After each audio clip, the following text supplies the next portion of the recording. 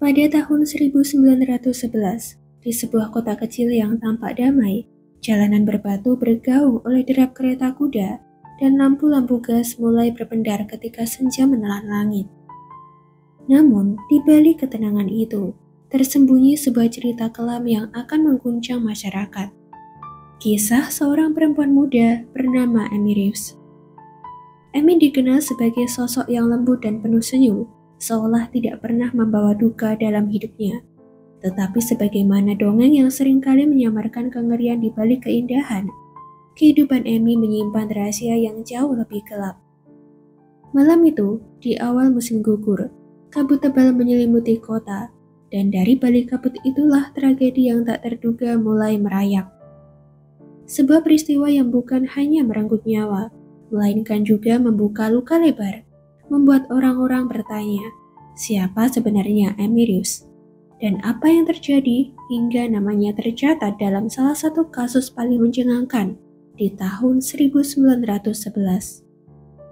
Amy Margaret Reeves lahir pada tanggal 27 November tahun 1901 di Jersey, England. Dia adalah putri bungsu dari pasangan Arthur William Reeves, seorang tukang kebun di Royal Holloway Sanatorium, Egham, dan istrinya, Esther Jane. Amy bersama dengan orang tua dan dua saudara kandungnya yang lain tinggal di sebuah rumah kecil di pedesaan Longcross, Surrey. Meskipun hidup di tengah kesederhanaan, keluarga Amy tetap bahagia dan menjunjung tinggi nilai kesopanan. Orang tua Amy sangat mengedepankan pendidikan yang layak bagi anak-anak mereka, meskipun perekonomian mereka pas-pasan.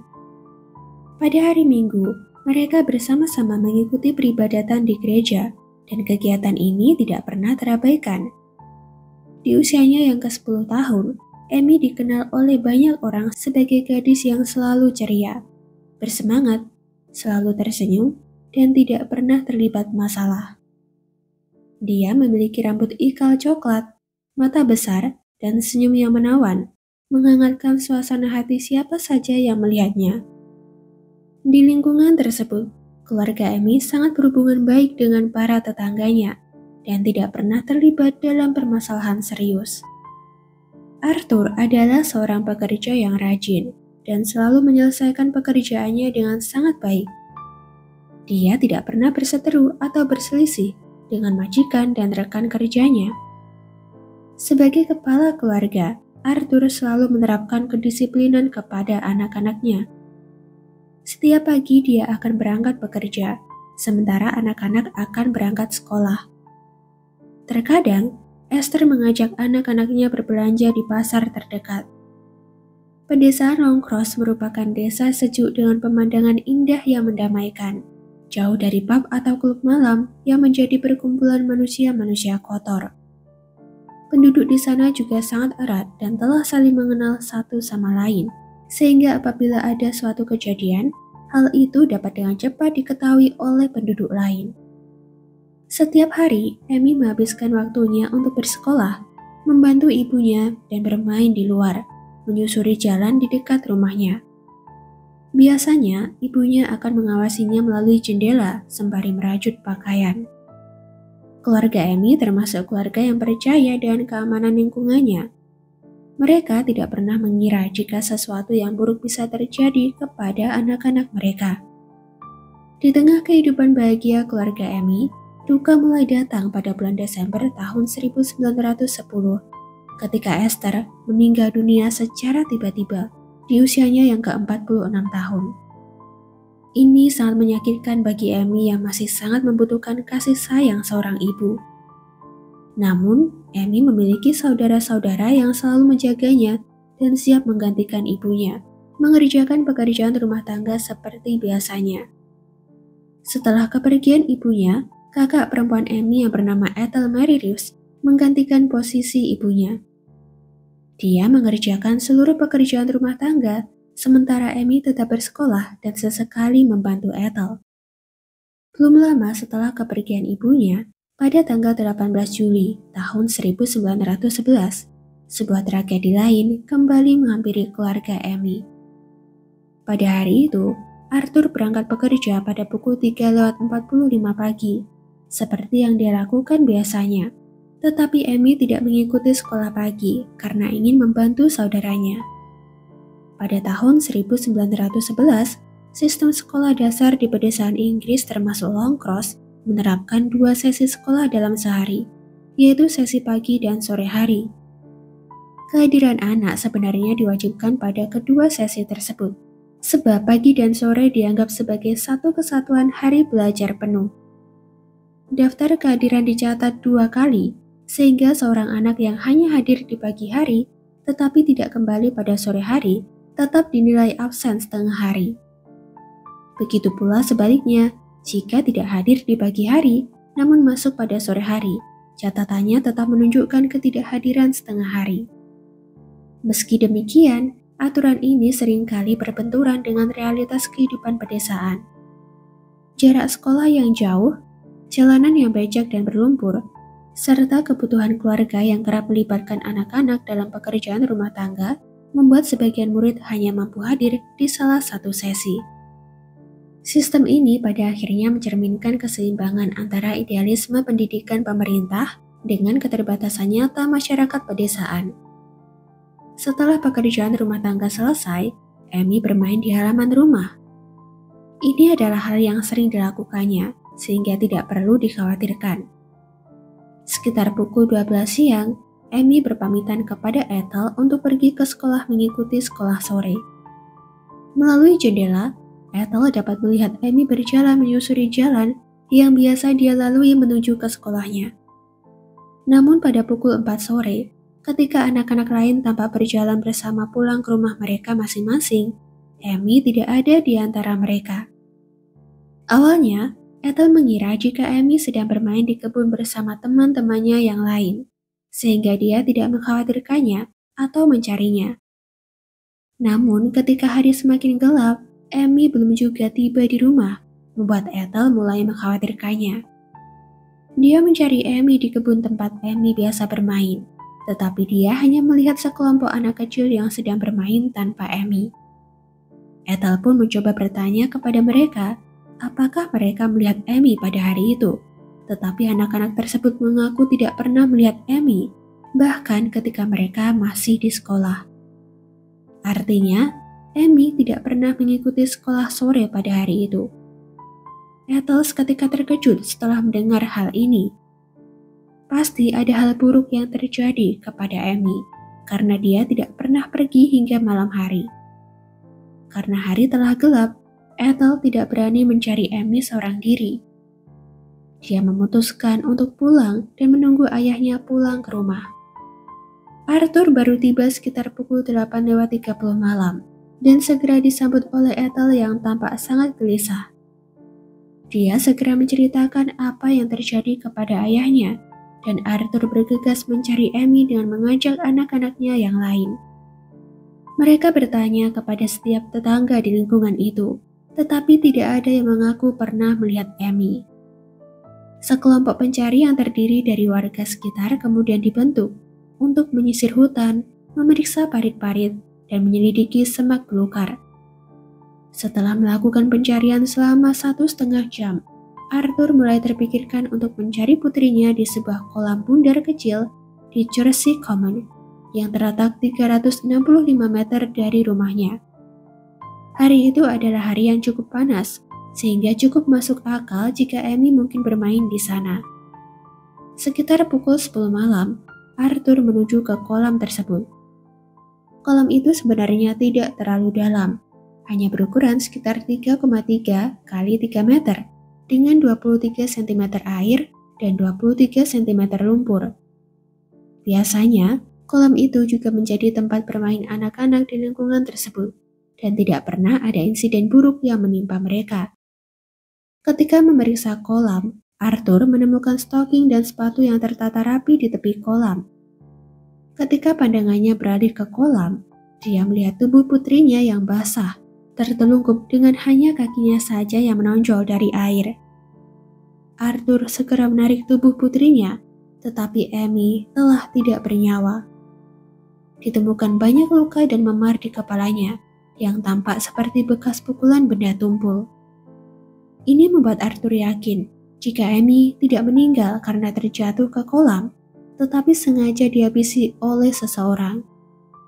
Penemuan tubuh Amy dalam kondisi tersebut membuat warga tercengang. Polisi serta dokter pun segera dipanggil untuk melakukan penyelidikan dan pemeriksaan forensik.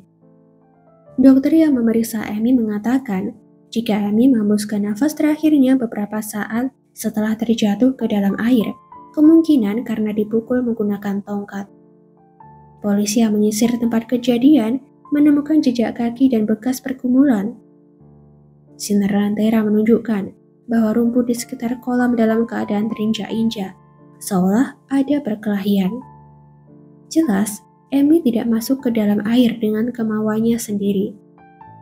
Namun, polisi tidak menemukan bukti apapun di sekitar lokasi yang mengarahkan petugas kepada seseorang yang diduga telah melakukan kejahatan tersebut. Pada tengah malam di hari itu, tubuh Amy dibawa ke ruang jenazah, di mana dokter forensik yang memeriksanya menemukan 3 luka di tubuh Amy. 1 luka di atas alis, 1 di atas kepala, dan 1 di punggung. Luka-luka itu tampak berasal dari pukulan sebuah tongkat. Meskipun pukulan-pukulan itu tidak menjadi penyebab Amy meregang nyawa, tetapi pukulan itu cukup untuk membuat Amy pingsan. Sementara itu, beberapa polisi yang melanjutkan penyelidikan di kolam melihat ujung sebuah tongkat tebal mencuat dari air sepanjang 5 cm. Posisi tongkat itu hampir tegak lurus dan ujung bawahnya tertanam kuat di lumpur di dekat bagian tengah kolam. Ketika polisi menarik tongkat itu keluar, mereka melihat bahwa tongkat itu adalah pohon birch dengan panjang sekitar 60 cm dan berdiameter 15 cm. Setelah diteliti, ternyata di tongkat tersebut terdapat beberapa helai rambut manusia berwarna coklat muda yang cukup panjang. Polisi kemudian menelusuri taman tepi sungai dan menemukan 4 batang pohon birch besar yang tumbuh dengan salah satu akarnya baru saja dipotong. Sampel potongan dari akar tersebut tampak sama dengan batang pohon birch yang ditemukan di kolam. Setelah menyelidiki tempat kejadian, polisi kemudian menginterogasi masyarakat Longcross. Banyak di antara mereka yang mengaku melihat seorang pemuda berusia 16 tahun bernama Albert Hampton bermain bersama Amy sekitar pukul 11 hingga 12 siang pada hari kejadian. Kebetulan, Albert memiliki paman dan bibi yang tinggal di sebelah rumah Amy. Saksi mata lain juga melaporkan bahwa Albert membawa tongkat kokoh di sekitar Longcross pada tanggal 18 Juli, dan dia mengatakan kepada seseorang, "Ini tongkat yang bagus. Saya mendapatkannya dari perkebunan. Ini bisa menjadi pentungan yang bagus kan?" Selain itu, seorang tetangga ingat melihat Albert berjalan di jalan setapak taman antara pukul 2 dan 2.30 sore itu. Dia tampak sibuk dan mengaku jika dia baru saja berbaring di bawah pohon apel sambil tidur. Tidak menunggu waktu lama bagi polisi untuk menetapkan Albert sebagai tersangka. Keesokan harinya, pada hari Rabu pukul 6.45 sore, Albert ditangkap dan dibawa ke kantor polisi. Sejak penangkapannya, Albert terus mengatakan jika dia tidak bersalah dan dugaan polisi pasti keliru. Setelah penangkapan Albert, polisi menuju ke kediaman paman dan bibi Albert yang tinggal di sebelah rumah Amy untuk melakukan penggeledahan. Tepat di balik pintu gudang, polisi melihat sebuah mainan helikopter dengan beberapa daun yang menempel di helikopter tersebut, mirip dengan yang ditemukan di tepi sungai tempat pohon birch tersebut ditebang. Mainan tersebut kemudian dibawa dalam persidangan. Di persidangan Albert, Ethel pingsan ketika diminta untuk memberikan kesaksiannya, sehingga proses pengadilan harus mundur beberapa menit untuk menunggu Ethel tersadar kembali. Di hadapan juri, Ethel mengaku jika sekitar pukul 11 hingga 12 siang, dia melihat Amy dan Albert bermain di halaman bersama. Tetapi sekitar pukul 12 siang, Amy mengambil roti dan mentega, lalu keluar untuk memakannya, sebelum berpamitan pergi ke sekolah sore. Menurut Ethel, Albert telah mengenal Amy selama bertahun-tahun karena dia sering mengunjungi rumah paman dan bibinya yang berada di dekat rumah Amy. Meskipun sebenarnya rumah Albert jauh dari rumah Amy. Sekitar pukul 2:30 siang, Ethel melihat Albert berjalan dan tampak sedikit panik dengan memegang sebatang kayu birch yang baru dipotong. Albert sempat berhenti untuk bercanda dengan Ethel dan mengatakan jika dia baru saja tertidur di bawah pohon apel. Albert kemudian mengatakan jika dia akan pergi ke rumah bibinya untuk minum teh. 30 menit kemudian, Albert kembali dengan masih membawa tongkat yang sama dan kembali bercanda tentang pekerjaannya bersama Ethel. Selama saat itu, Albert sama sekali tidak menyinggung tentang Amy, dan Albert tidak mengetahui jika Amy telah berangkat untuk mengikuti sekolah sore. Ketika Ethel diperlihatkan dengan tongkat yang ditemukan polisi, dia mengatakan jika tongkat itu sama dengan tongkat yang dibawa Albert, hanya saja lebih panjang. Ketika juri bertanya apakah Amy melihat pria lain di sekitar lingkungannya, Amy menjawab jika sekitar pukul 1:20 siang, dia melihat seorang pria pekerja dengan pakaian berdebu membawa sebuah sepeda yang dituntun. Pria tersebut mendekati Amy untuk meminta segelas air dan mengatakan kepada Amy jika dia sedang mencari pekerjaan. Dia telah menuju Fairview, di mana terdapat sebuah rumah yang baru dibangun di depan sekolah Amy. Polisi yang telah mencari pria tersebut membawanya ke pengadilan untuk bersaksi. Pria itu adalah William Scamp, seorang pelukis dari Egham. Di hadapan juri, William mengaku jika dia baru mengetahui bahwa wanita yang telah memberinya minuman bernama Ethel. William juga mengaku jika pada hari itu dia memang mencari pekerjaan, tetapi dia telah ditolak. Karena hari itu sangat panas, William yang menaiki sepeda berniat istirahat sejenak. Kebetulan, Ethel sedang berada di depan rumahnya. William yang kelelahan tidak sempat berkenalan dengan Ethel, dan dia tidak mengenal siapa itu Amy. William juga mengaku tidak pernah bertemu dengan gadis yang memiliki ciri-ciri seperti Amy. Nyonya Martha Stevens, istri dari John Stevens, yang merupakan bibi dan paman Albert, juga bersaksi di pengadilan. Dia mengaku sangat terkejut mendengar keponakannya ditangkap polisi. Nyonya Martha mengatakan jika dia juga melihat Amy bermain sekitar pukul 10 pagi hari itu, tetapi dia tidak pernah mendengar teriakan atau suara minta tolong dari seorang gadis. Nyonya Martha bersaksi jika Albert berteman baik dengan Amy dan saudara-saudaranya. Dia juga menyatakan bahwa dia melihat keponakannya tersebut berada di kebunnya sendiri dan juga di dekat rumah keluarga Amy pada Selasa pagi. Nyonya Martha menggambarkan Albert sebagai pria dan watak yang baik, yang aktif bergabung dalam paduan suara gereja Long Cross. Albert tidak pernah terlibat perselisihan dengan siapapun, dan tidak menunjukkan tanda-tanda sifat pemarah sedikit pun. Dia telah bekerja selama 1 atau 2 tahun di rumah Mayor Perry, tetapi dia tidak dapat meneruskan pekerjaannya tersebut karena orang tuanya pindah ke Cobham. Sebagai pengganti pekerjaannya, Albert bekerja untuk Nyonya Winch dan mencari tambahan dengan bekerja serabutan. Kedua orang tua Albert telah sakit-sakitan, sehingga Albert lebih sering pergi mengunjungi bibi dan pamannya. Karena usia Albert masih tergolong remaja, dia ditempatkan di penjara Brixham, sembari menunggu pengadilan selanjutnya. Saat itu, Albert mengatakan kepada petugas bahwa pada tanggal 18 Juli, dia tidak memegang tongkat pohon birch, tetapi memegang tongkat dari pohon ceri, dan Albert bersedia menunjukkan tempat di mana dia membuang tongkat itu.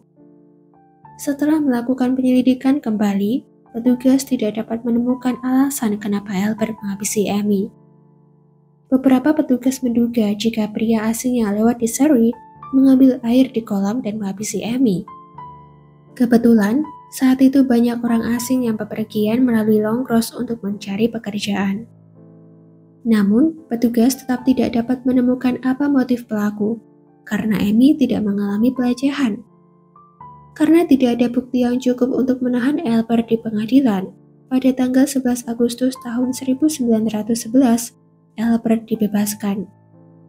Sayangnya, tidak ada orang lain yang ditangkap atau dicurigai setelah Albert, sehingga siapa pelaku di balik kasus Amy Reeves masih belum terpecahkan. Putusan penyelidikan menyatakan jika kejahatan ini merupakan kejahatan yang disengaja tanpa bukti yang menunjukkan siapa pelakunya, sehingga tidak ada yang dimintai pertanggungjawaban atas kejahatan tersebut. Kasus yang menimpa Emi ini terus meninggalkan trauma mendalam bagi keluarga dan masyarakat Longcross. Desa yang biasanya ramai oleh suara anak-anak terasa hening setelah tragedi yang menimpa Emi. Warga saling waspada dan para orang tua melarang anak-anaknya keluar tanpa ada yang menemani. Sementara itu, Albert yang telah bebas tetap tinggal di Surrey. Namun pada saat Perang Dunia Pertama, Albert bergabung dengan militer Inggris. Dia berhasil menunjukkan ketangguhannya hingga mengalami cedera di kedua kakinya pada tanggal 7 Juli tahun 1917. Karena keberaniannya ini, Albert mendapat penghargaan yang berhasil menghapus namanya dari penilaian buruk para warga Surrey. Tragedi yang menimpa Amy Reeves bukan hanya kisah kelam dari masa lalu, melainkan juga pengingat bahwa kejahatan tidak selalu datang dari orang asing. Kadang dia tersembunyi di balik wajah yang akrab, di antara lingkungan yang kita anggap aman. Karena itu, kewaspadaan adalah hal yang tidak boleh diabaikan, terutama terhadap anak-anak yang selalu menjadi pihak paling rentan. Namun lebih dari itu, kisah Amy juga menyingkap sisi lain dari masyarakat, tentang betapa pentingnya kepedulian bersama. Jika sebuah komunitas saling menjaga dan melindungi, maka peluang kejahatan akan semakin sempit. Amy Reeves mungkin telah tiada lebih dari 100 tahun lalu, namun kisahnya terus bergema menjadi peringatan bahwa keselamatan anak adalah tanggung jawab bersama, dan bahwa setiap nyawa muda yang hilang seharusnya membuka mata kita untuk lebih peduli, lebih berhati-hati, dan lebih manusiawi.